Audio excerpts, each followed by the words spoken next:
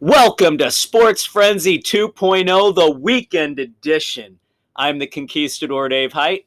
Along with the maestro, Kevin Crane. And we're recording here December 8th, 2021. This will drop Saturday, the 11th of December, to usher in your wonderful weekend. And we will tell you what to listen to, what to watch, what to read, and what to avoid. But of course, again, like with our regular Sports Frenzy 2.0, we've gotten to a pattern here.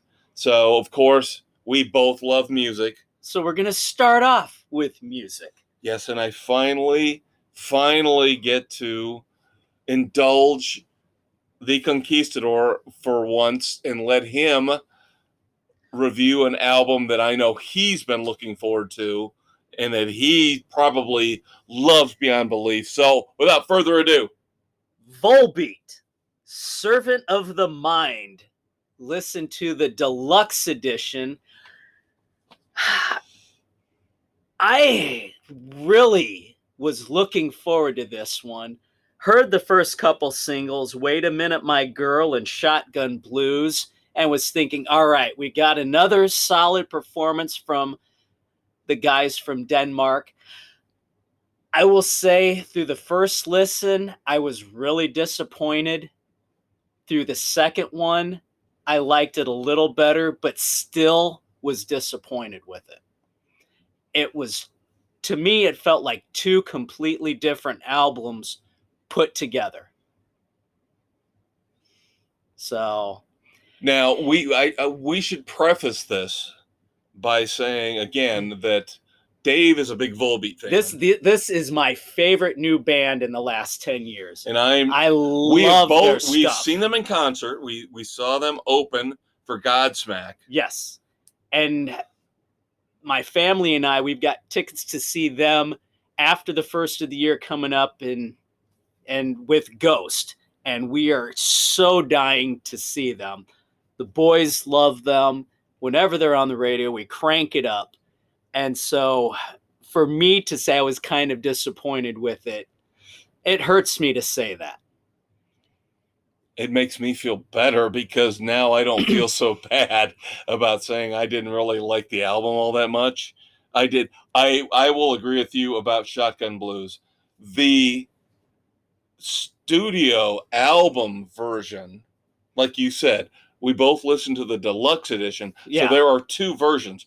There is the regular version on the quote-unquote studio album edition, and then there is the deluxe edition. Awful crap with Dave Matisse singing it. That was absolutely I am awful. Glad you said that because you know how I don't like the whole "I'm going to eat oatmeal for breakfast" stuff. Yeah, and that's the first thing that hits you on the Shotgun Blues alternate version. And I hated that. Oh. Hated it. The studio version with the regular guys doing it is great. Much better. I agree. Much better. Like I said, to me, it felt like two different albums that they were trying to put together. Now, when you say that, I could agree with you on that, but it's not like split cleanly. It's it's staggered throughout. Yeah, because Wait a Minute, My Girl, Dagen 4. I'm like, what? This is like a pop album. What is this? Yeah. Wait a Minute, My Girl, I kind of liked. And that's been a big hit for them. Right. It has been. There's two versions of Dagen 4, though, on here. The second one's better. The second one with Michael Vox is so much better than the one with Stein Bramson. Right, the female singer. Yeah, from Alphabet. Right. Hers is so damn whiny, it's unlistenable. Yes. The Michael Vox coming in with the vocals so much better. I'm not saying that's a great song overall, but no. The alternate version on the deluxe edition is much better. Yes. Yes, I agree with you completely. I hated the version with the female singer. Yeah. I just couldn't stand it. No, that was just bad. And then the thing about Volbeat, and you know I'm not as big of a Volbeat fan as you are. The thing that drives me crazy about them is that they are so blatantly trying to be, to me, I can pick this out in their vocals, in their music, in how they play their songs. They're trying to be Metallica. They are really trying to be Metallica. There are some where they really try to be, and others not so much. But the one on this where they really don't tread on me. Well, really that's obvious. That's a came remake through. of It is. yeah. Yeah. And they didn't. To me, they didn't add anything to it. No, So. they didn't. It was just kind of eh. But see, I'm looking back at like Mindlock. That has a Metallica riff. It does, and it wasn't. It was okay. And the other thing, the guitars, and then the vocalist. I'm not a big fan. He's not terrible, but sometimes he kind of does things over the top or that he shouldn't do. Well, a lot of what he does to me reminds me of James Hetfield, where he has a tendency in songs to end every line with wah da wah da, and I'm like, come on, just clean cut. Yeah, and I didn't like. I know it's been a big hit. Like I said, Wait a Minute, My Girl did not do anything for me. I just thought this is not Volbeat. No, it's not. But Shotgun it's Blues to me is more what I would expect or want from Volbeat. Yeah. So I liked Wait a Minute, My Girl, Shotgun Blues. I liked the first one, Temple of Ikur. I didn't think it should have been the first song. No. And I liked Becoming. I like the Passenger more. I thought the Passenger was okay to me. It was just kind of, I don't know. It was probably fifth, but Temple of Ikur, Sacred Stones, Devil Rages On, Say No More, Step Into the Light, Return to None. Oh, God. That was bad. Oh, Return to None was so bad. It was. Harvest Moon! Oh, my God. Those songs should have been an album unto themselves because musically. But Domino, I actually like Domino. Domino was goofy, fun. It was good, fun punk. Yeah. It was just I think that was my favorite song in the deluxe edition. And I wasn't overly wild about it. But there was something about it.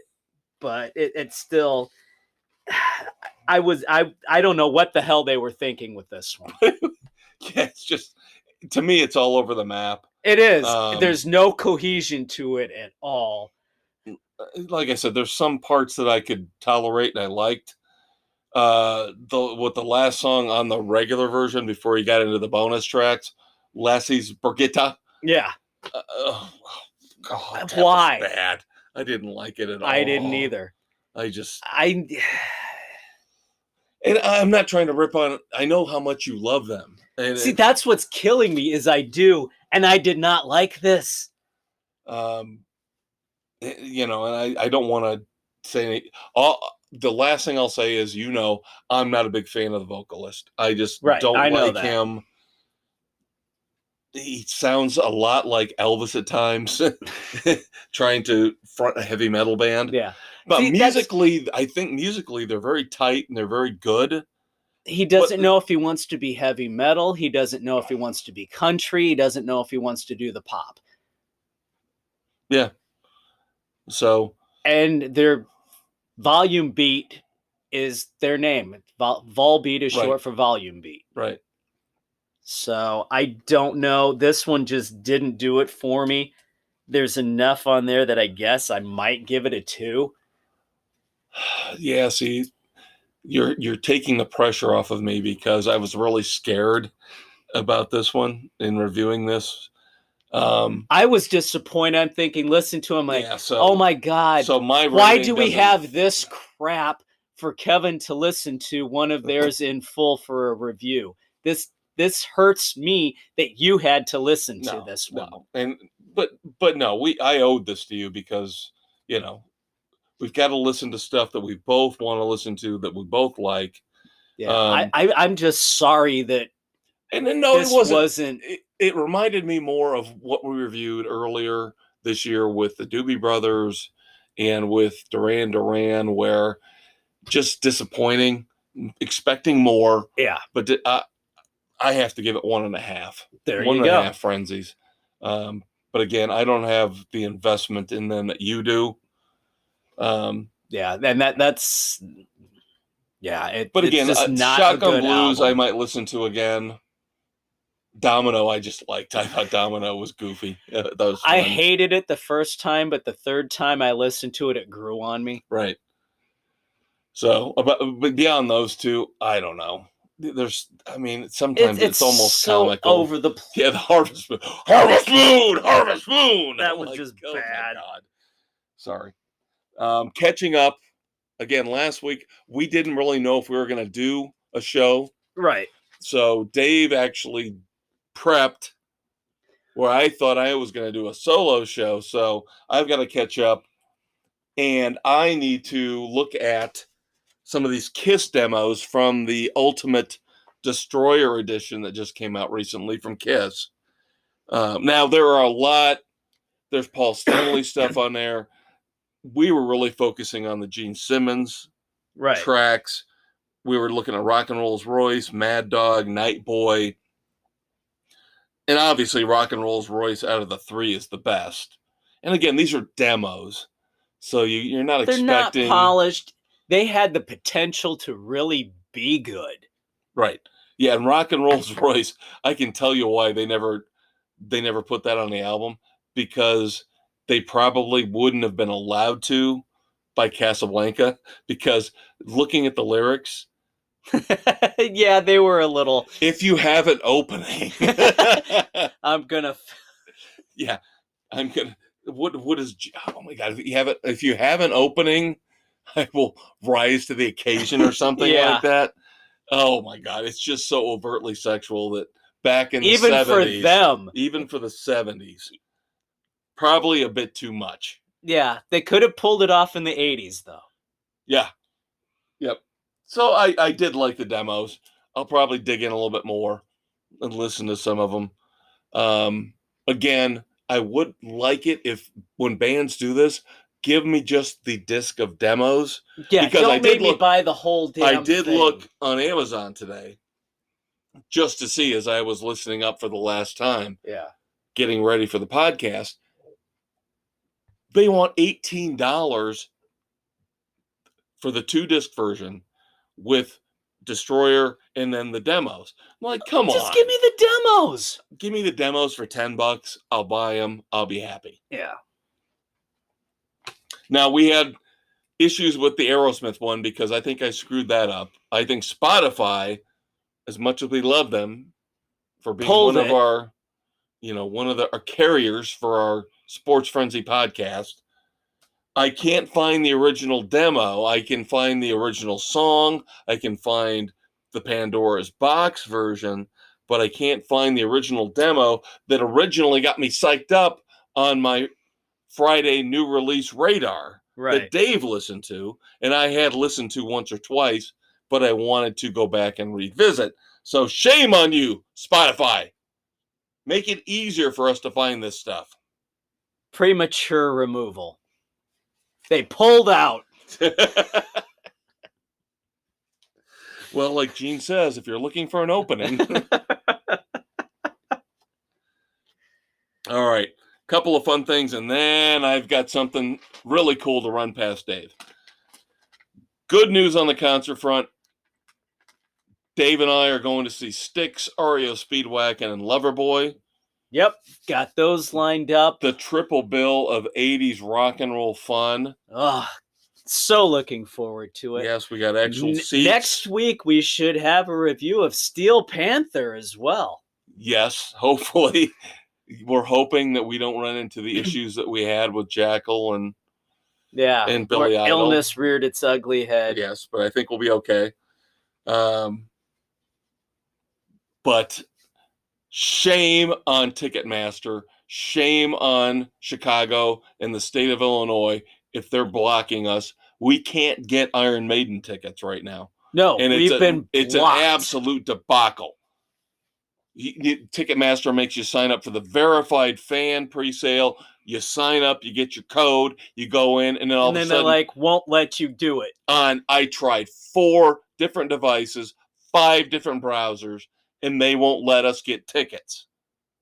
And I wonder if it's Chicago blocking people, out of state because of the pandemic situation or what? But this is ridiculous. There is no reason for this to be happening. So we're going to try again tomorrow morning. Ugh, frustrating. Of course, this will all have been done by the time you hear this, but I just want to keep you people posted. Watch out for this crap. Especially if you're going state to state, buying tickets. You may have some issues. I mean, what if you wanted to take a plane out, do a fun weekend, go see somebody in Vegas, but and you then don't come live home. in Nevada? What, are they going to let you buy tickets in Nevada? Who knows? Hate Ticketmaster. I have always hated them. I will always hate them. Ticketmaster and Live Nation can burn in hell. Well, hold on. I have to share the meme about their fees. Oh, I did see that, and it's hysterical beyond belief. Because it's true. That's the problem. It's pretty much true. Very freaking true. And by the way, all right, here it is. Ticketmaster be like concert ticket $40, venue fee $21.32, access fee $18.32, paperless transmission fee $12.03, fee $8.84, FIFO fee $3.43, cause we can fee $2.01, might as well fee $1.89. WTF you gonna do? Not go fee $1.38. Another $1 won't hurt nobody. There you go. Basically, that's what you get. Yeah. And that's the sad thing. That's the sad thing. Fees are bullshit. It costs them almost nothing, but they F you with the fees. Joe Pesci. Do a Ticketmaster, Joe Pesci. Yeah, that's the sad thing is that Dave and I were discussing this Iron Maiden thing before the pre-sale this morning. And he gave me a dollar amount of how much he was willing to spend for a ticket. And I saw this morning that the face value was well below that. And then I started thinking about the fees. And I said, that's where we're going to be. We should just come in under that max amount that Dave and I are looking at. And that's pretty damn pathetic how much the fees are going to be for it. Yeah, because we're thinking $25, $30 in fees. Stupid fees. Especially because Illinois is involved. All right, one other thing before we have some fun. I'm so sick of this cryptocurrency shit. I am so sick of it. I am so tired of it. Nobody can explain to me what the hell any of this means. And now Megadeth has released their own cryptocurrency. So Megadeth now. Megadollars? Oh, I can't even remember what it's called. Hey, my kid, my youngest in kindergarten, was all over this 14 years ago with his Nick Bucks. Yeah. He made his own bills and currency, called it Nick Bucks. Well, haven't we seen that on TV shows? Yeah. Where people make their own money? That's what this is. Yet people are spending tens of millions of dollars on this stuff. And it's Fox News basically has useless. a ticker on their business page about the cryptocurrency going up. What am I going to do with this? And nobody knows how much nobody knows how much it's really worth. And I saw when I read this article about Megadeth, I did some research. There are like 10,000 different cryptocurrencies out there right now. Yeah, you can spend $100 for $5,000 worth of cryptocurrency. What the hell does that translate to? That means somebody's getting rich, and I'm a sucker. Is what that means. If I'm doing that, and you look at the volatility of that market is insane. It's like a legalized Ponzi scheme. Agreed. Is how I agreed. It's what it looks like to me. One step removed from the stock market. Because we all know how legitimate that is. Yeah. No, the cryptocurrency to me seems like a legalized Ponzi scheme. So next week we will be reviewing for music Slash with Miles Kennedy and the Conspirators, their second release off the upcoming album 4, Fill My World. I'm looking forward to this whole album, though. See, I usually say that to the girl, though. Can I fill your world? And then I don't know if Dave will go through on this one, but I will at least give you a review of the new Tears for Fears single. The second one off, The Tipping Point. This one's called No Small Thing. And again, I have to say to her, this is no small thing. See, so I'm reading into these, and He's trying, kids. He's trying. I'm visualizing an intimate night with like a Jennifer Aniston, Jennifer Lawrence. You might as well invest in cryptocurrency. Yeah, I know. I got a better shot at hitting it big with crypto. All right, Dave. All right. Time to have some fun. Let's have some fun. All right. The Rock and Roll Hall of Fame, Ugh. the physical Rock and Roll Hall of Fame, has been holding an unofficial fan vote for anybody who comes in. On who should be removed? On who is not in the Rock and Roll Hall of Fame, who should be in the Rock and Roll Hall of Fame. Now, of course, they do have a fan vote on the official ballot, which means nothing! It counts for what? 1%. 1% of 1%? Right. So, I find this to be a little more interesting. These are the people that are actually taking the time to visit the Rock and Roll Hall of Fame. They're voting, so I'm assuming they know a little bit more. It would have been nice to have had when we were there back in the day. Well, we'll hold off until we go through the results. Maybe, oh, God. Yeah, maybe we don't have as much faith in those people as we should. Now, the top three, solid. Top 3, solid as a rock. 23,500 votes are in. Visitors to the Rock and Roll Hall of Fame. In what time frame? I think it's been the last 6 months. That's it? Yeah. Wow, that's Well, because you got to go back to when the last ceremony was, and then they probably started it. Yeah, but still, I can't say for sure it's the last 6, but I think that's close. But still, if that's not a lot of fans voting. Top 3. Number 1, Motley Crue. Solid. Number 2, Bitter Irony, Iron Maiden. Number 3, Pat Benatar. No issues with either of those. Right. After that, it goes to shit. Of course it does. All right. I'm just going to gloss over some of these just to give you perspective. The top 3, I'm like, these people are my people. Yes, that's fine. I know exactly where they're coming from. I would love all 3 of them in. Well deserved. Now it goes off the rails. Dolly Parton was number 6. She does not belong in the Rock and Roll Hall of Fame. Cher was number 8. No. Weird Al Yankovic was number 11. Hell no. I just wanted to put those 3 out there for perspective. Oh my God. Snoop Dogg was 12. Oh, not in the Rock. So of course, I told you this was going off the rails quickly after the first 3 were so promising. Right? Now, Styx in Boston did make the top 10. Why were they not in the top 5?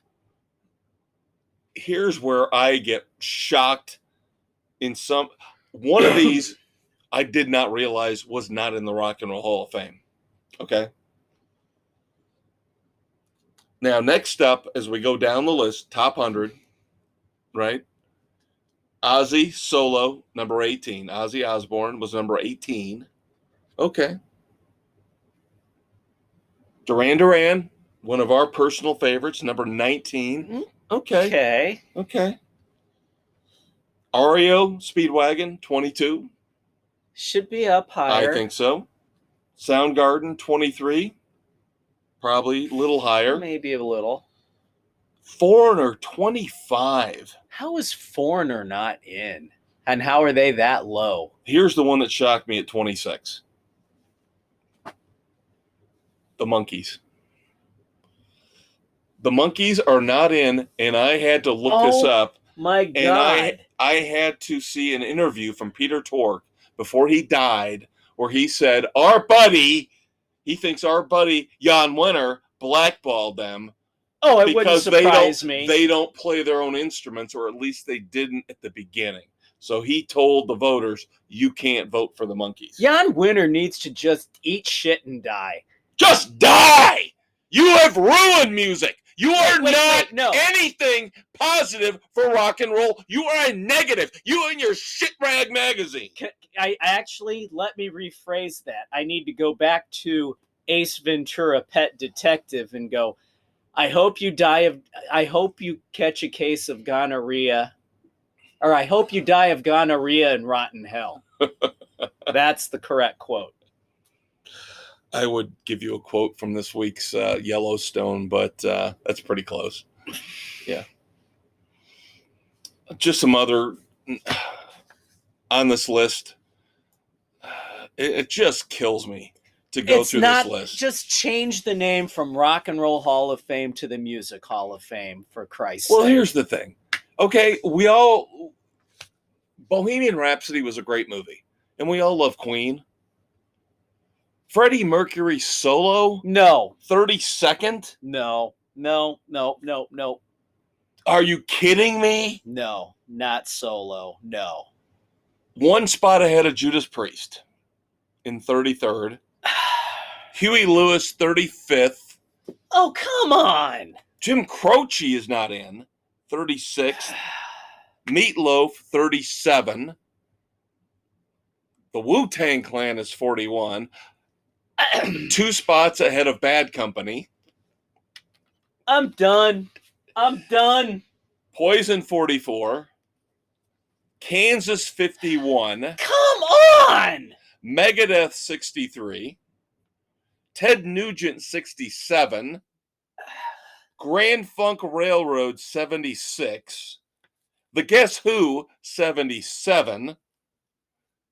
And then a personal gut punch to me at the way back end, where I think like 10 people voted for these two. 91, Stone Temple Pilots. 92, Sammy Hagar. How the hell is Sammy Hagar 92? How the hell is Sammy Hagar 92? That's stone cold stupid. I'm sorry. Sammy should be in the top 30. Easy. And I skipped at some point all the stupid picks just to point out the good people, the great acts that should be higher up. Like the Ariana Grande. Once I got to Wu-Tang Clan at 41, that was the last point. I'm out, Jerry. Yep, I'm out of the... That's our third Seinfeld reference of our taping segment. You'd have to listen to our regular Sports Frenzy to hear the first two. But yeah, Wu-Tang Clan was the last straw. When I saw Wu-Tang Clan 2 slots ahead of Bad Company, I was like, what the hell are we doing, people? What the hell are we doing? It's over. It's all over. Beyond the whole Cher and Dolly Parton in the top 10. All right, kids. Next segment coming up. Stay tuned. Yeah, TV and streaming coming up. We're going to catch up. I've got to review Nash Bridges. We have got to talk about the latest Tacoma FD. Some pickleball. Little Doom Patrol Season 3. And the awesome trailer for Amazon Prime's upcoming adaptation of Lee Child's Jack Reacher series. Yep. And I finally started Season 7 of Bosch. There you go, kids. Lots coming. Stay tuned. We'll be right back on the weekend edition. In the fortress of solitary justice Two brave men hold the fate of the sports world in their hands with the utterance of a single word: frenzy! These seemingly ordinary men become the maestro and the conquistador, destined to save the world from stupidity on Spotify, Anchor, Google, Apple, and all noble podcast hosts everywhere. Dave and Kev stand for truth, justice, and the frenzy way. Hey everybody, welcome back to the weekend edition of Sports Frenzy 2.0. I'm the maestro, Kevin Crane. I'm the conquistador, Dave Height. Taping here on the 8th of December, 2021. This will hit the morning of the 11th, just in time for you to wake up, get some eggs, get some bacon, start watching stuff, start listening to stuff. Get your binge on, baby. That's right. Because who needs morning sex when you've got us?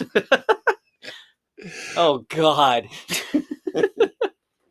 TV and streaming news for this week. I have to catch up again. Nash Bridges. Shame that I didn't get to finish this, and Dave did, because I am a huge Don Johnson fan. I am a massive Nash Bridges fan. I was stoked and excited beyond belief when USA was bringing back the boys in San Francisco at the SIU. Yep. Now we can discuss it with a lot of things that I couldn't speak of, ruining it for you. Right. And I had already finished part of it right last week, but I hadn't. It took me just like another half an hour to really wrap it up. It's Nash Bridges, number one. It's not rocket science. It doesn't have the gravitas or the depth or the atmosphere of a Miami Vice. No, it's lighthearted fun. Right. It's more of a... It's an entertaining... I like the fact that they jokey, still keep Nash and Cheech, Joe, Nash and Joe, politically incorrect. In a politically correct environment. Right. The worst of the worst. Oh my God. When it comes to politically correct environments. So modern day San Francisco, it's pathetic. And I applaud them for keeping Nash and Joe who they are. Yep. Now, that being said, I will say, Cheech looked rough. He did. I was worried about him. I don't want to say he put in a half-assed effort, but he just really didn't have the energy. No, he didn't. It was just kind of, he was there. Right. And it was tough. And of course, the whole joke is now he's running a cannabis store. Right. Well, wink, wink, wink. Cheech is running a cannabis store. Yeah. Go figure. Yeah. If you couldn't see that back in the Cheech and Chong days. He's sitting there going, where was this 40 years ago? Legalized pot. So maybe they tried to play that part up a little bit. I don't know. But Don was awesome. Don was fantastic. Nash was Nash. I love the renaissance of Don Johnson, starting with Knives Out. You know, when he popped up in that, and that was a huge hit, I figured that would be a springboard for him to get some better roles. And of course, he comes back now as Nash Bridges. Cool as hell. Looks great. Got a nice replacement for the CUDA. That's what we were talking about last week. Yep. Is that we did both watch the part where the CUDA got destroyed. Yes. Which broke my heart. I love the CUDA. But I wish they would have. God, the one thing that killed me about Nash is that back in the old days, the one thing they kept consistent between Miami Vice and Nash Bridges was Don was a fashion maven. He was wearing the best styling and profiling, and here he's dressing like Bill Belichick. He's still Nash.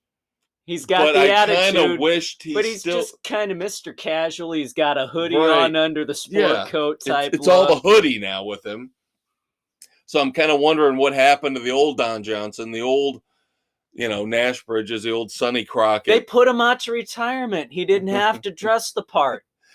But now he does still have the same old swagger, hitting on his shrink. therapist. Yep.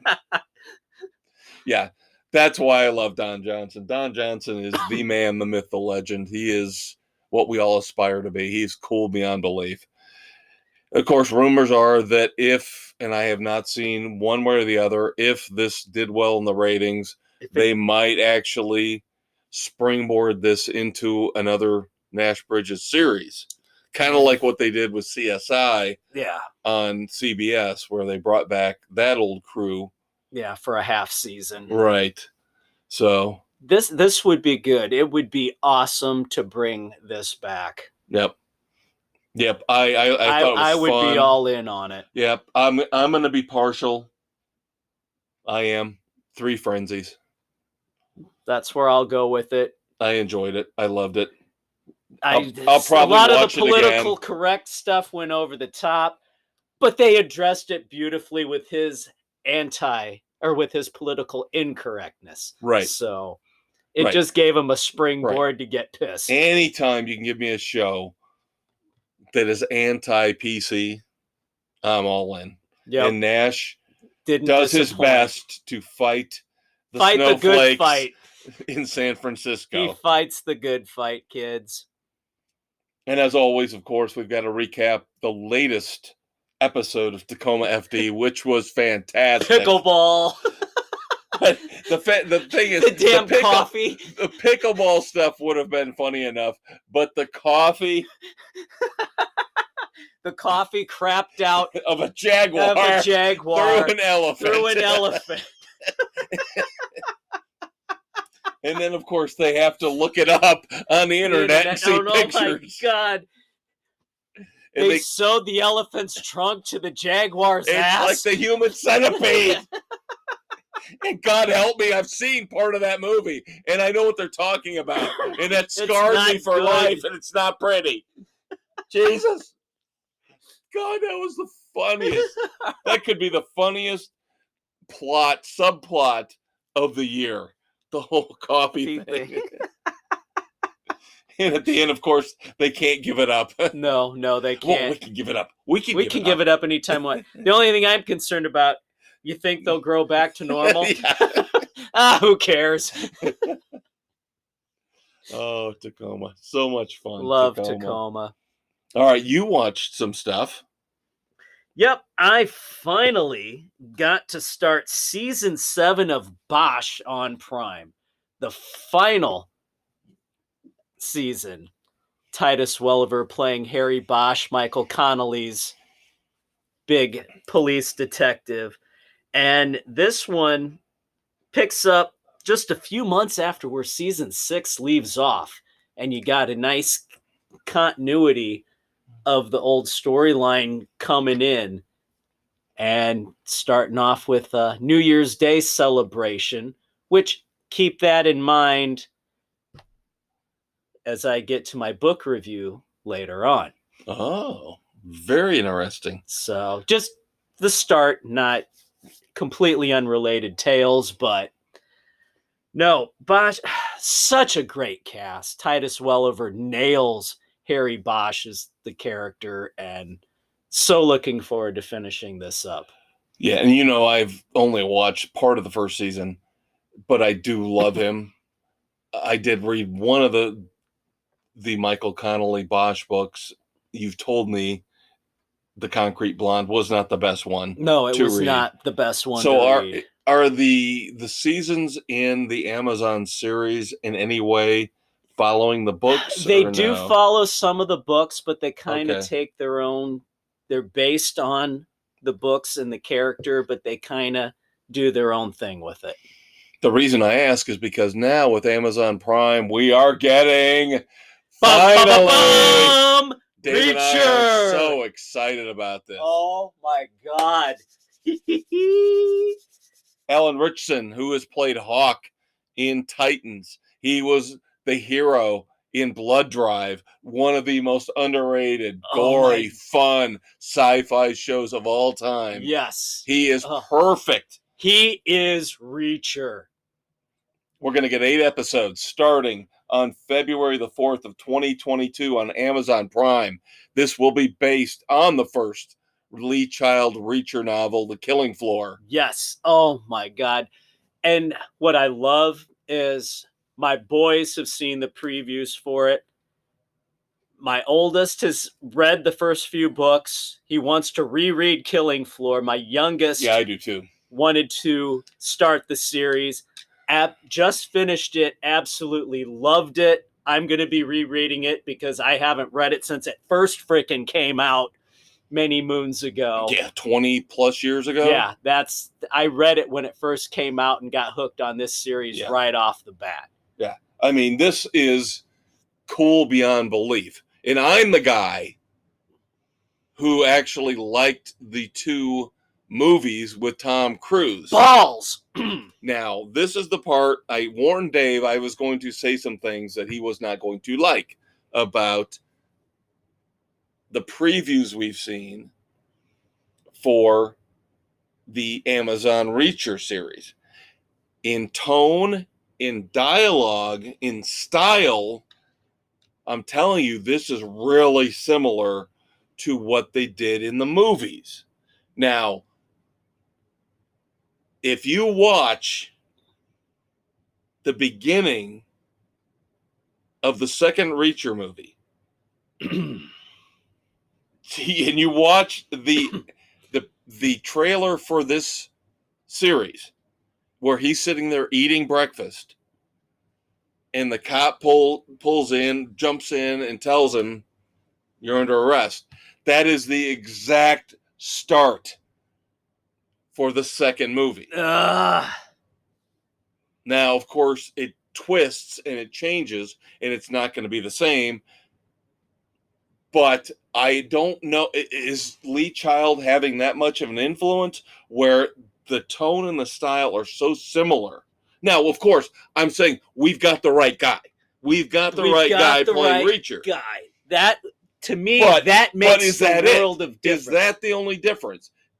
I'm trying to convince you to watch the movie. I refuse to watch the movie. I will not give Tom Cruise the time of frickin' day for this shit. If you get aside from that, I'm telling you, in tone and style, I am not watching on principle. I am standing by that.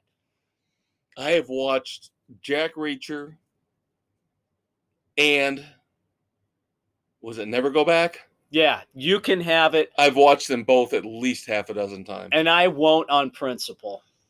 The tone and the style are exactly the same. I don't care. I am not suspending my disbelief on the frickin' portrayal. I can't do it. I won't do it. We're happy with Alan Ritchson. Yes. We are ecstatic with him being Reacher, though. But I'm telling you, it's the exact same tone and style. That's all well and good, but I will not give Tom Cruise the time of day as I'm going to beat up 3 drunk college kids. Well, there's 4 of us. One of you's got to drive to the hospital. Woo! Cannot wait. Cannot wait for this. Cannot wait. It's going to be so good. So good. All right. Did you ever think we would see Sylvester Stallone going to TV? No, I did not. I don't know how I feel. I've got to give credit to Paramount Plus. They are going all in. They are laying their balls on the table and saying, look at these. And they're going all in with Taylor Sheridan, who, of course, created Yellowstone. Yep. He's got the new one with Jeremy Renner running the prisons. And then, of course, you've got the prequel coming out with Sam Elliott for Yellowstone with McGraw and Faith Hill. And now the next one in line is Sylvester Stallone in Kansas City, where he plays a modern-day New York thug transplanted to Kansas City. So we got Oscar? He has to No, that's old school. Remember, I know. That was old school. No, this is modern day. Okay. I'm just wondering if he's that type of mobster trying to go legit. Knowing Taylor Sheridan, this is going to be darker. It's going to be much darker. I don't think the humor of Oscar is going to be there.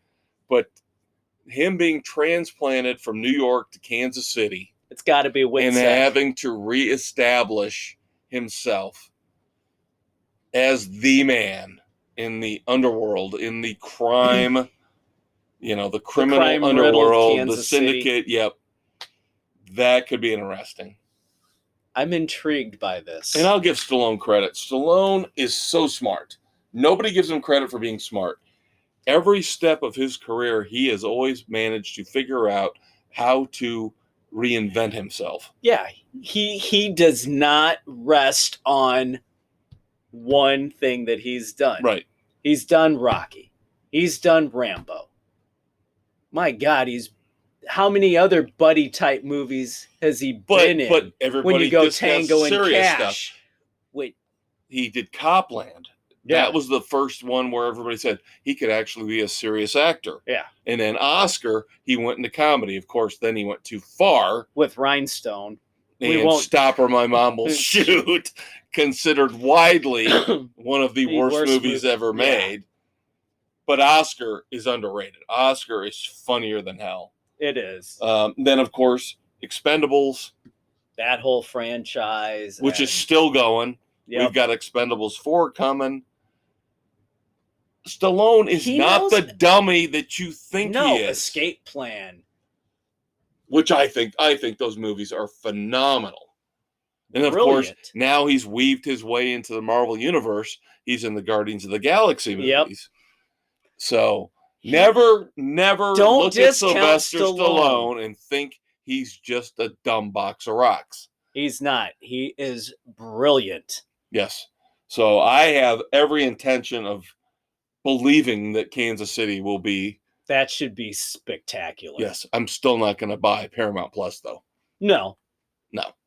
Sorry. Not going to happen. Nagada. Now, I did sign up for Disney Plus. I did finally sign up for that. So I have watched the first 3 episodes of Hawkeye. I figured since I had watched Black Widow, I was okay to jump in, skip all the other stuff, jump into Hawkeye. Hawkeye is interesting. I will not say it's great. I will say it's good. Jeremy Renner is not, he doesn't strike me as he's engaged as much as he should be. Maybe he's working on this Paramount Plus show more. Was it Mayor of Kingston? Then maybe he's more engaged in that. He just doesn't really seem like he's giving the effort in this as Hawkeye.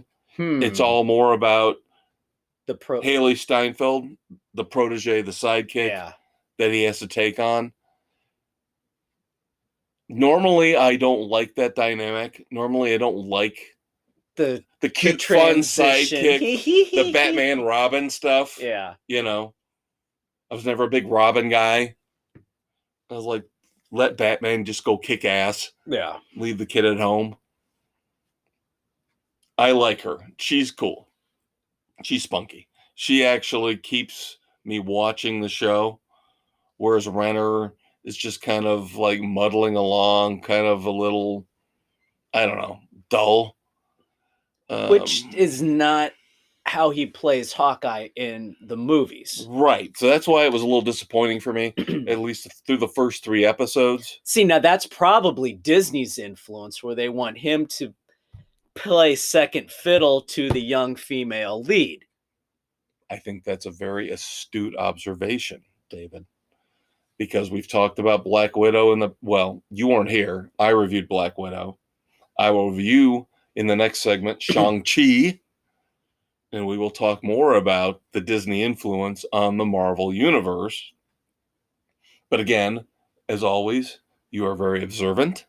And I haven't even watched it yet, but just based on listening to your observations, I'm reading between the lines. So let's go from the nice, quiet family-friendly rat to season 15 of It's Always Sunny in Philadelphia. This is your show. I rediscovered this. I have not watched It's Always Sunny in years. I used to watch it religiously. I tried, kids. It was too schizophrenic. They couldn't be consistent with good episodes to keep me engaged. They would have a great episode, and they'd have one or two real clunkers, one that kind of rebounded, and then a good one, and then they went back down. The consistency was not there for me. Yep, and I agree completely with Dave. That's why I stopped watching it for a long time. But in this day and age where there's just nothing left to watch, I needed some laughs. I needed some comedy. I mean, Jesus Christ. I saw Guillermo from It's All from What We Do in the Shadows show, the Geico commercials. And I was like, oh my God, that's Guillermo. Guillermo sold out. He's with the Geico. Maybe that'll help the ratings for What We Do in the Shadows. That's how desperate I am for something fun to watch. Serious stuff is all out there. You can watch serious stuff left, right, upside down. Squid Game. Yeah, you want to see people getting shot every 5 seconds? Watch Squid Game. I wanted to watch something. I want the stupid, politically incorrect comedy where any shit can happen. And so season 15, episodes 1 and 2 of It's Always Sunny in Philadelphia did not disappoint me because they pulled me right back in. I didn't have to have watched the previous 5 seasons wherever I left off. The first episode is like a takeoff on Forrest Gump, where they're trying to explain, as they reopen Patty's Pub, they have gotten 3 PPP loans through the pandemic, and they have to explain where the money went. And so, of course, Danny DeVito's got one. Charlie Day and the chick have one. Sorry, but it's politically incorrect anyway. So yeah. And then the other 2 guys have the other one.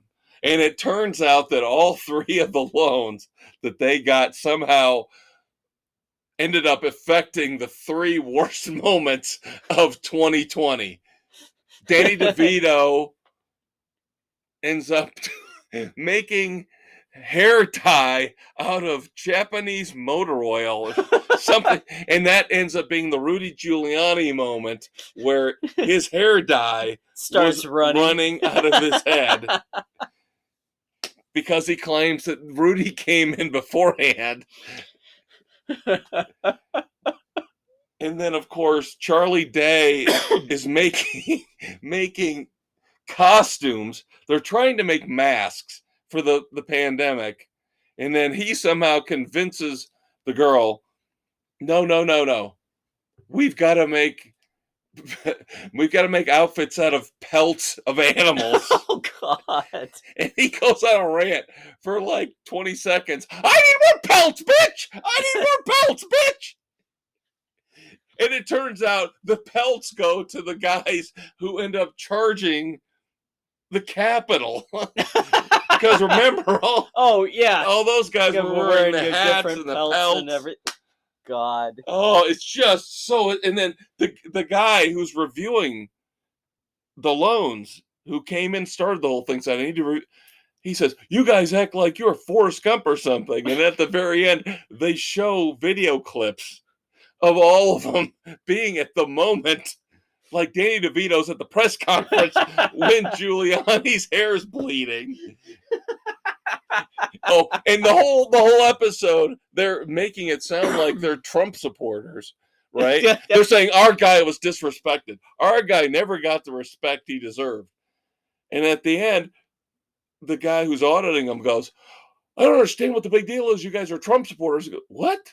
But no, we're Kanye West supporters. And so they show Charlie Day at the whole insurrection thing. In the crowd, he turns around, he's wearing a Kanye for President shirt. It was hysterical. And then the second one was better because it was a double. And of course, God. anybody who knows It's Always Sunny knows they like to redo Lethal Weapon. Oh, well, God. So they had to do Lethal Weapon 7 to make up for all the political incorrectness of God. 5 and 6. And that was just an absolute train wreck. But of course, at the end, they decide we're going to have to do 8. Of course. It's just, I'm sorry. Now, of course, Now, of like the whole you said, cast, Charlie Day is my favorite I on love that him. show. I love Charlie him so Day much. is brilliant. And of course, like you said, I'm fully expecting the next couple episodes to blow goats. But Because the that's first what two, they do. the first two are so funny. When they're on, they are so funny. Yeah. And when The problem is you got to sift through it, like you said. You have to sift through the wreckage to find the nuggets. Yeah. The great stuff. And I did not have the time or the patience to sift through all of I know. that. And I get it.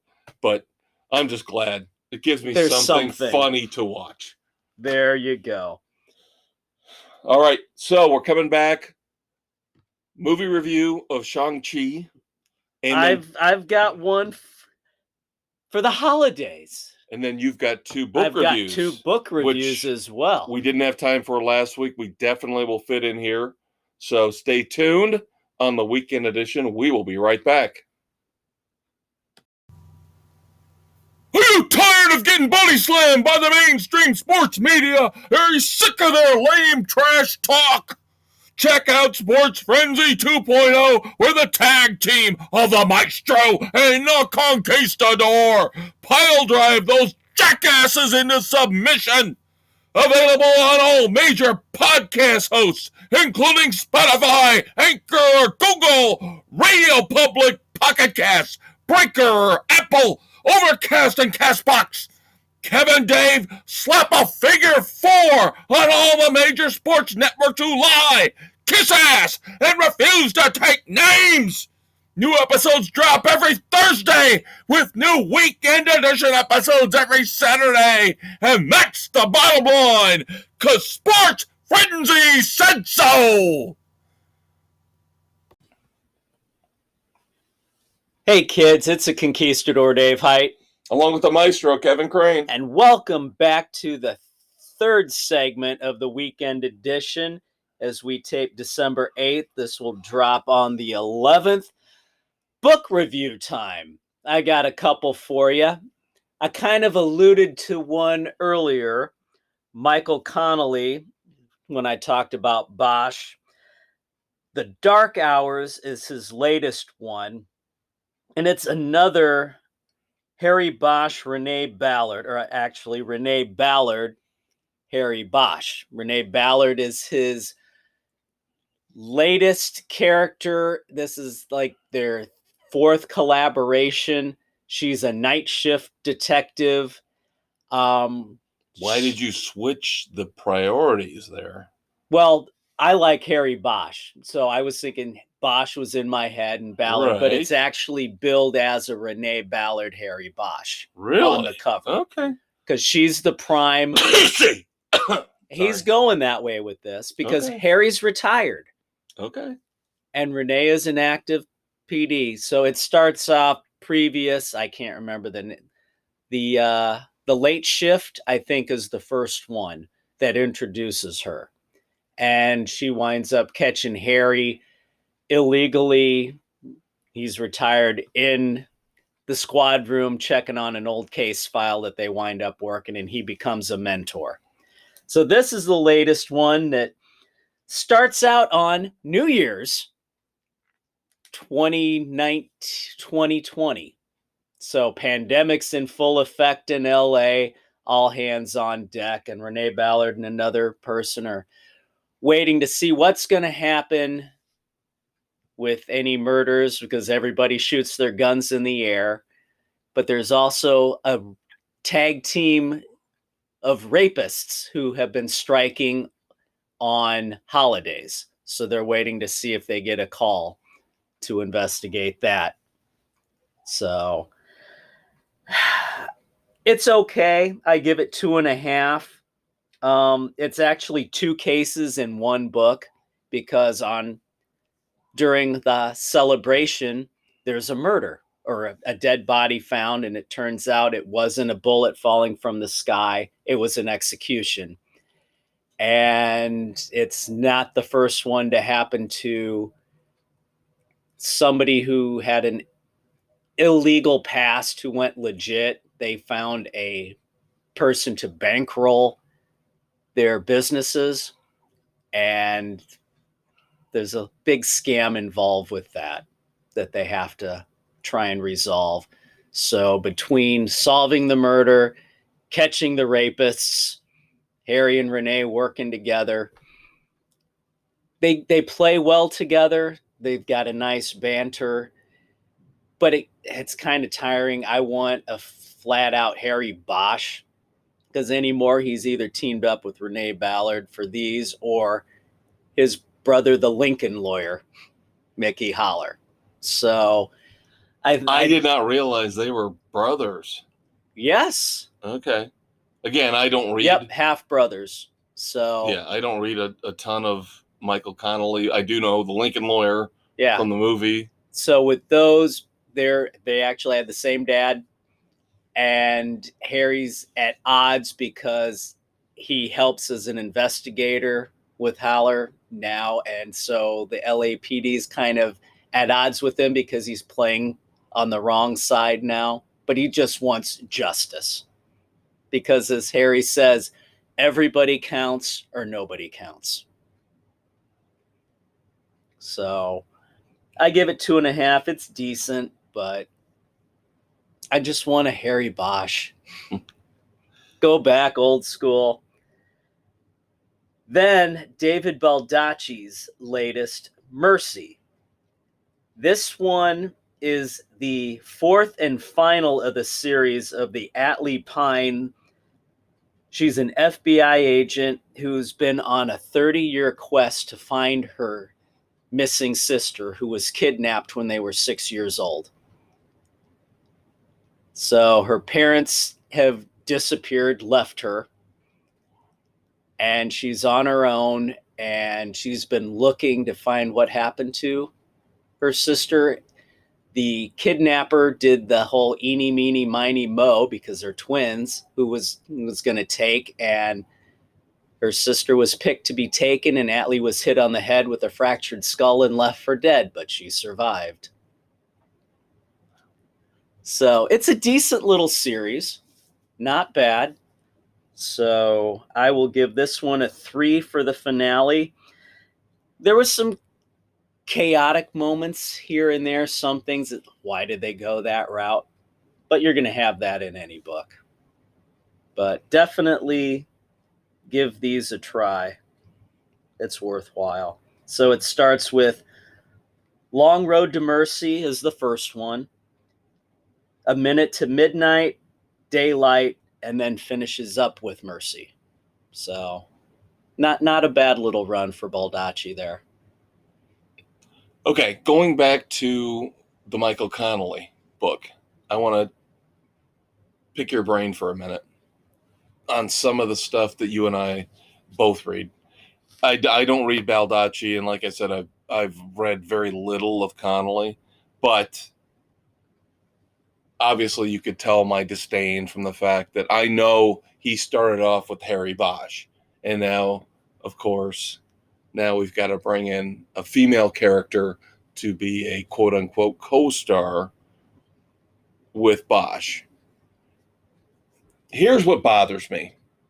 You and I both read Jonathan Kellerman, right? Yep. Jonathan Kellerman got it right from the start.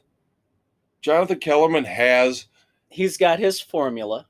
Well, but he's also got, right from the beginning, had Alex Delaware teamed up with Milo Sturgis, a gay detective. Right. So he has not had to change anything No. he has done in that series. Status quo. For 30 years. Right. But now you see this kind of stuff. We talked about this with Ace Atkins, with what he's doing with the Spencer novels, bringing in the young female to right. try to almost be Spencer's sidekick, which I hated, which I despised with a passion. Yeah. He's already got Hawk. He's got Vinny. He's got Teddy Sapp. He's got all these guys. He's Cholo. got his... He's got all these characters all over the United States he can link up with when needed. We don't need to go politically correct. No, and yeah, because Don't Spencer is force not it on politically us. correct. Right. Don't force it. Again, See, this with Connolly... Robert Parker already had Hawk in place Right. for him. He'd already figured it out. Said, here you go. White guy, black friend. I'm not going to call him a sidekick. That's insulting. No, it is. You know. But best friend. Right. So why do we now have to go and bring in a young female, smart mouth, because it's badly written character? It's where the publishing industry is going. It's disgusting. It is. It's disgusting. Now, I will give Baldacci a pass because he has written strong female characters before. Well, again, I'm not trying to. I don't know anything about the Baldacci one. Yeah, he has had strong female Connolly, characters before. Connolly is different. Baldacci has the precedent there, and this whole premise, it's not forced. It's really a damn good story. Well, and then going back to Parker again, you look at Parker. Parker had all this set up separately. Right. He had Colin Hitch in the Westerns. He had Spencer with Hawk. He had Jesse Stone, and then he had Sonny Randall. Right. So he had his strong female character. Right. You didn't need to bring another one in. Right. That's what I'm saying. The smart writers, and I'm not trying to insult Connolly, but they have this all set up ahead of time. Yeah. So they're almost seeing the writing on the wall and seeing what's coming, and they're saying, hey, I've already got a gay character. I've already got an African-American character. Yeah. I've already got a strong female character. Don't come after me and force me to alter the way I write. I don't think Connolly's doing that in this regard. Okay. Because to keep going with him having retired Bosch, forced retirement for his age, Bosch's character's like almost 80. Right. And so it's hard to have that storyline with him as the lead almost at this point, not having the full access to everything. So this character is kind of a way to bring him in and keep him relevant. I don't agree with that, because look at Robichaux. How old is Robichaux in James Lee Burke's novels? He's got Cleet. Yeah. He does have Helen Swallow. Again, he looked ahead. James Lee Burke in the Robichaux books looked ahead and said, I understand. Yeah. I don't know. Strong male characters. I've got to have Helen Swallow in there as a lesbian sheriff. Yeah. To be my female. See, Connolly didn't have that at that point, and I think this is him trying to make up to keep the Bosch character relevant. Okay. Even though he's kind of playing second fiddle here. I don't like it. I just wish. That's why I'm not a fan of it. Yeah. I get it. I don't, like I said, I don't quite care for it. I want more of a stronger Bosch presence than we got. But he's got to find, the other ones had a better balance. This one skewed more. And Dave and I could talk about this stuff forever. Even though he reads 500 times more books than me, I do read the normal amount of books for a human being. What, you read 3 a year? I read about 8 to 10 a year, David. You read 8 to 10 a week, okay? I'm in the 50 to 70 a year range. Bite me. We're going to stay in the realm of political correctness. Going to talk about the rat. in their takeover of Marvel. And the second movie that they have put out since Marvel Studios has come under the Rat's umbrella. And Dave and I, yes, we do both call Disney the Rat. We have for decades. Shang-Chi and the Legend of the Ten Rings. Now, I've talked about this in the past on the show as a precursor to this review. This was a character I loved back when I was growing up. Reading the comics. Shang-Chi, Master of Kung Fu, was who he was back in the 70s. Now, all of a sudden, everything's got all mystical. Everything's got to be, Disney-fied. It's got to be dragons and creatures. And the problem I have with this movie is that it reminded me too much of the first Avengers movie, in that it's all CGI, it's all creatures, it's all character. The characters are secondary to all the animation and all the CGI stuff that's going on. Oh, so they went for the visual effects versus the storyline. And I have said over and over again, this is what killed the first Avengers for me, is the last half an hour seemed like it was a Transformers movie more so than an Avengers movie. Same thing here with Shang-Chi. The last half an hour of this movie seems like all it wants to be is some kind of bizarre creature movie with dragons flying all over the place. I don't know if it's Game of Thrones. I don't know what the hell it is. People riding on the backs of these creatures. This is not the Shang-Chi that I grew up with. This is not the Master of Kung Fu.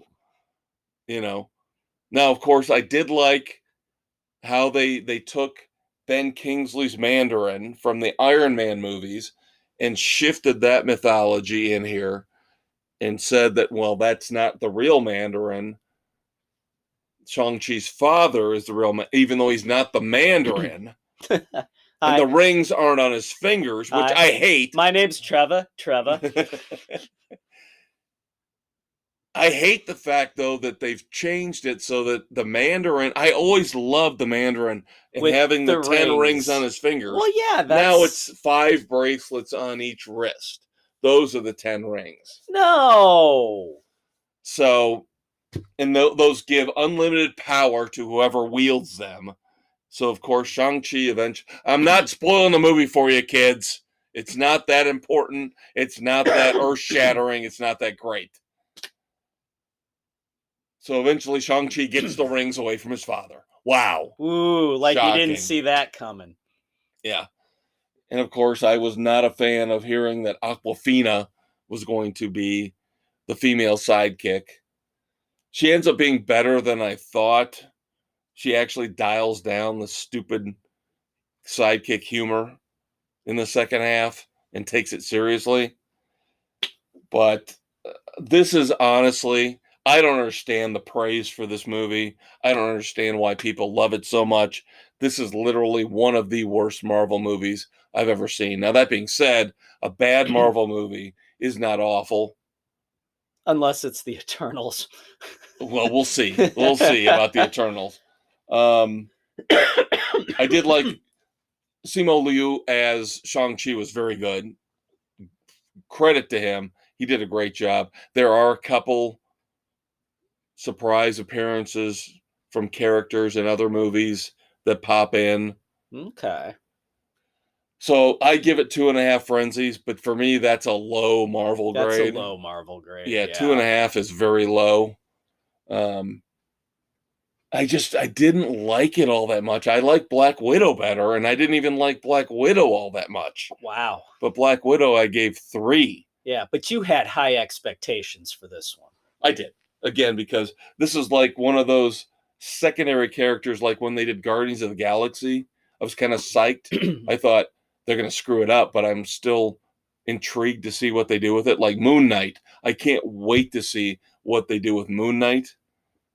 They'll probably botch it, but that's fine. One of my underrated characters like Shang-Chi from the 70s, the comic books. All right. We'll So, see where we go. 2.5. And like you said, then we've got the Eternals. Oh my God. Where is that going to go? Yeah. Who knows? All right. I tried to get into the holiday spirit. HBO Max had 8-Bit Christmas. Neil Patrick Harris is a dad of a young daughter. She wants a cell phone of her own in the worst possible way. And he's saying, no, no, no. And he winds up going to his parents, her grandparents. Nobody's home. And she's like, why are we here? Why couldn't we have gone somewhere else? And he's like, because it was too damn expensive. She's like, what am I going to do? He goes, I know, follow me. Goes to his old room, and there is his Nintendo. And she's like, I thought your grandparents wouldn't let you have video games. And he goes, much like you not getting a cell phone, I couldn't have this. Let me tell you the story how I got this. And so he goes on and on. I got about 40 minutes into it. I couldn't do it. Even though Steve Zahn played his character's dad back in the late 80s, all the late 80s nostalgia couldn't keep me. It was just mediocre. I couldn't do it. And because I couldn't get through it, I'm only giving it 1.5. So I don't know how he wound up getting his Nintendo. I left off where he and all of his school buddies who are scouts are trying to sell Christmas wreaths because it's the big prize. And this happens every once in a while, kids. Believe me, we have precious limited time on this world. And I'm not going to suffer through just to get through to find it. If it doesn't hook me, I'm not going to waste my time with it. I'm done doing that with my life. Right. Yeah. And we've done that I did that with the Jason Momoa Sweet Girl. I couldn't. Now you went all the way through that. I suffered through that one. I should have. But you saw the twist that I didn't. So right.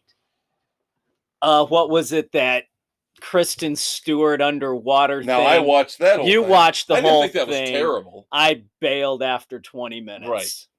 So it happens. Keep in mind, kids, it happens. Stick with the tried and true.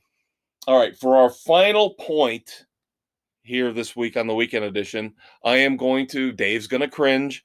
Dave is going to give me the look. We're going wrestling, aren't we? No, we're not. Stop it. I am tired of being ashamed. I am wearing my NWO 2020 Hall of Fame shirt. I am tired of people shaming me for being a wrestling fan. I only bring it up on here when there is a significant moment. There is no significant moment. I have no issues with wrestling. It's just fun to tweak I know it. So here's where we get Dave. We're going to talk about critically acclaimed movies and television, which I don't watch. But it's going to tie into our preview for what we're going to watch and review for next week. Yes, it will, unfortunately. All right, the American Film Institute, AFI. The pretentious bastards that they are, have named their top 10 films and top 10 TV shows for 2021. Why do I bring this up when I hold such contempt? Because there might be one or two nuggets in there.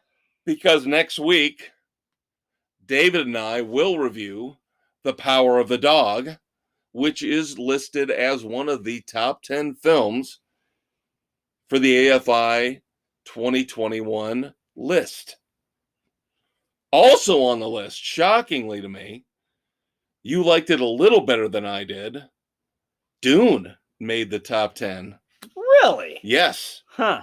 Yeah, I thought Dune was okay. It does not deserve a top 10 of the year. It wasn't that And I'm great. not listing the whole thing. I'm just listing the ones that we would actually find interesting. Oh, so Nomadland was on there too? That was last year. Oh, wait, sorry. Yes, that got honorable mention for the best performance for someone shitting in a bucket! Talking about wasting time, there's one that I wish I had not watched.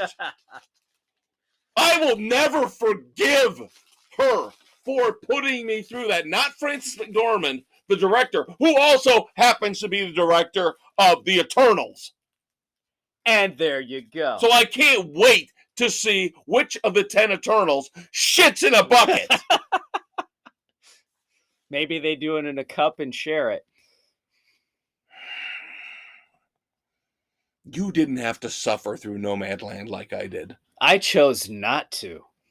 I had to justify paying $2 a month for Hulu for a year. Somehow, I had to watch something on that crappy ass streaming service, which I don't have anymore.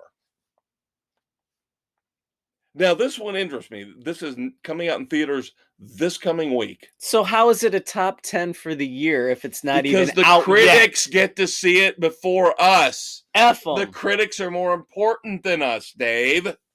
Haven't you figured that out yet? No, the critics are idiots. Yeah, they are. Nightmare Alley. The one that's coming out with Bradley Cooper. Oh, that it's actually... like a noir type of that thing from I'm Guillermo actually del Toro. intrigued Yes, about. I think that looks really cool. That I'm intrigued by. Yes, and I'm very glad to see made the top 10, which means it's got to be at least halfway decent. I would hope. Now, the one other one on the list that I found interesting, the commercials make it look shitty beyond belief to me, is King Richard. I've got no desire to see that one. Will Smith is not a good actor. Can we just get beyond the fact that he's popular? He's not a good actor. He needs to be in those comedic action things. This is going to be his second, guaranteed, second Oscar nomination. After Happiness? No, Ali. Yeah. Yeah. So he's going to be a multiple Academy Award nominee for Best Actor. That's pathetic. That's pathetic. I'm sorry. He is not that good of an actor. No. So for the next 10 years, what, The Rock is going to get nominated every year? Is that what we're looking at? It's possible. We'll wait and see. On the TV side, I do want to point out 2 nominees. The rest of it, crap. I don't care about Ted Lasso. I'm so sick of hearing about Ted Lasso. I am not paying for Apple TV to watch this. And I'm tired of Succession. Everybody says, watch Succession on HBO. Watch Succession. I don't care. It doesn't look that good. The one that was good that I've told you, again, you still got HBO, right? Yeah. Mayor of Easttown. That's on the list. Dude, the critics agree with me. Top 10. Top 10. Kate Winslet, so good in so many aspects, so many ways. You know what I mean? I know what you mean. That's a wink. Wink, wink, nudge, nudge. Oh, know what I mean? God, know what I mean? her. Yes, she tainted me with Titanic, even though there was a little good stuff to see. She is so good in this. I mean, she's awesome. Best actor, male, female of the year. She is that good. All right. You got to watch. And you'll blow through it in like a weekend. It's not that long. It's like 8 or 9 episodes. For next week, preview. The Maestro will finally review one of the other top 10 AFI TV shows of the year. WandaVision. I have almost They put that. I've heard that it was not that good. And I'm glad we got a couple minutes left to discuss before we wrap up the weekend edition. I have talked to people at work who are diehard Marvels who are disappointed with WandaVision. WandaVision has polarized people. WandaVision, Cassidy, the protege, my daughter, former member of the Sports Frenzy panel, when she caught me watching WandaVision, she said, I hate this show not because I've ever seen any part of it, but because I got tired of the people, the Marvel people, going ooh and ah and wowing and loving it so much. Like you said, there's people that love it, there's people that hate it. Some critics love it, some critics hate it. Obviously, AFI loves it. I'm almost done with it. So I will keep you in suspense to let you know what I think of WandaVision next week. There we go. I'm intrigued. I'm laying down all that money for Disney Plus. You're going to blow through it all. Yep. I got to get Winter Soldier and the Falcon. I got to get Loki. Obviously, watching Hawkeye. No, I don't care about the Star Wars crap. Seriously, I ain't watching that Star Wars crap. Toy Story 4 will be on my list before the Star Wars crap. I don't care about little baby Yoda. I'm a Star Trek guy, Dave. I know that. And even I hate where Star Trek's going out. I won't pay for Paramount Plus so I can watch Voyager or whatever it is now. Or Picard. Picard, which supposedly was so politically biased. Basically, it was him railing on Donald Trump somehow in the distant future. Yeah. It's CBS. What do you expect? There you go. That being said, at some point in time, I will fulfill my promise to Dave, and we will review the latest Jack Reacher novel, Better Off Dead. But because my daughter has come back from college, I have not read a single word in a single book in the last 2 weeks. At some point, though, I will read it. Someday, maybe. Before we're dead. I'm the maestro, Kevin Crane. I'm the conquistador, Dave Height.